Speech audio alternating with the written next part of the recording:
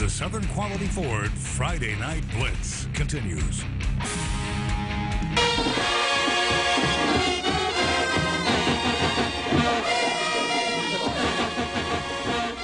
I told you, Coach. There's the jukebox, man. Yeah, we had to come. Had to get it in there just for you right at the end of the show. That's the best band in the land right there. All right, well, welcome back to the Southern Quality Ford Friday Night Blitz, guys. Let's just talk about some big games that were taking place across the Arklatex. And starting out over in East Texas, probably one of the biggest ones out there. The Marshall Mavericks trying to rebound. They were taking on Carthage, and this one lived up to the billing. Carthage had that 28-game win streak, putting it on the line, and looked a little dicey in there. Well, they've won 28 straight. They've won 2 straight state championships. They've won 6 state championships in 10 years in the state with what many consider the richest high school football in the country.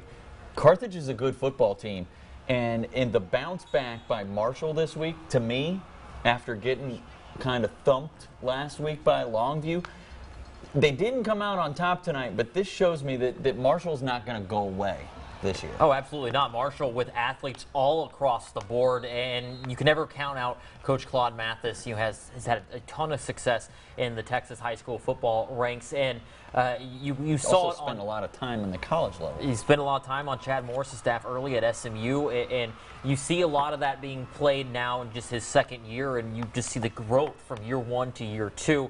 And as you said, Carthage, one of the best teams in the state.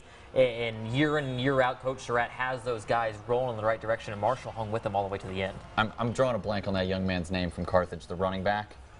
Replacing a guy like Keontae Ingram, and every week we're calling his name, and he's scoring touchdowns. So that's kind of big. Where we're seeing what Keontae Ingram is now doing at the next level, excelling for the Texas Longhorns. Already 2 touchdowns in just two games. Pretty much the best running back on that Texas staff. So to be mentioned in the same caliber of him at the high school level shows you that he's a pretty good player, and we saw it, tonight as he found the end zone once again. Carthage getting that close win. Coach Surratt able to breathe a little bit easier for a week or two. For a week or two after he gets that win. Pleasant Grove.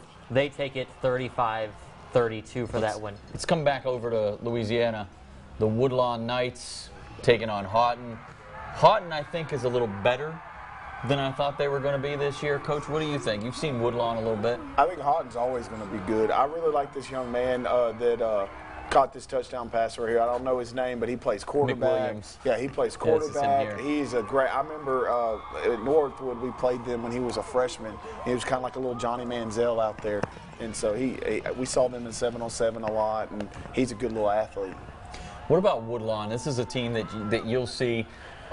They lost a lot from last year's team that made it all the way to the quarterfinals, but they've always got athletes. They've always got athletes, and I'm going to tell you, they're young like we are.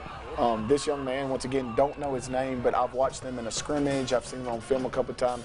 That number 1 is, they put him in number 1 for a reason. He's got big shoes to fill with Larry Moten, but he is lightning fast.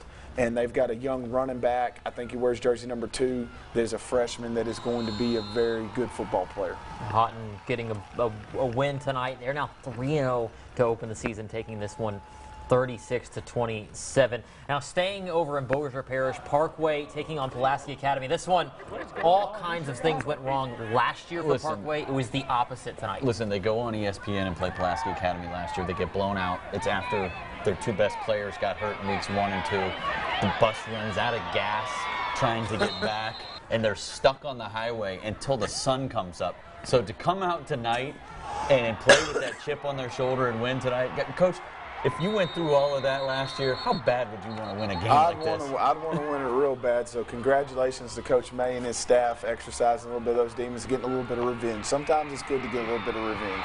And it was kind of funny, like, this Pulaski team, this is the team that... It doesn't punt. They don't punt. They don't kick off. They don't kick field goals. And I was shooting this game, and it was 4th and 20 on their own 40-yard line. Didn't matter. They didn't punt it anyway. They went for it. They got 12 yards. They didn't get the first down. But I'm sitting there going, man, Coach, just have your quarterback pooch it or something. It takes a lot of guts. I mean, guys, there was a call. We had on our first possession last night, we had a 4th and 1 from about our own 20, and I'm sitting there going, do I go for this? And we ended up punting, and really, in hindsight, maybe we should have gone for it. Maybe you get that yard and extend that drive. And kept our defense off the field a little bit more. So, I mean, you can see some of why they do that, but it takes some guts to do it. You get one onside kick a game, and your offense is really good. It's an extra possession. Yeah, right. Yeah.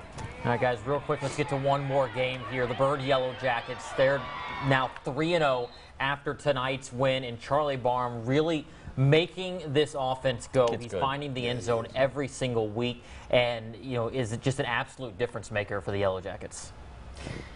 He was our player of the week in week 1, right? He was. Yeah. So we know how to pick him. But pat on our back for that. Charlie Cavell was on our show in week 1 after they got that first win over Calvary and looked so impressive. And I said, is Bird back? And he said, not yet. We got to see how they do against Bishop Dunn and Sulphur. Bird's back. Yeah, they're going to be very good. I mean, Coach Suggs runs a great program. And like I was telling Brad earlier, some people want to call that an old school offense, but it's not. Really a lot of the stuff you're seeing with the spread, it's wing tee option concepts just spread out.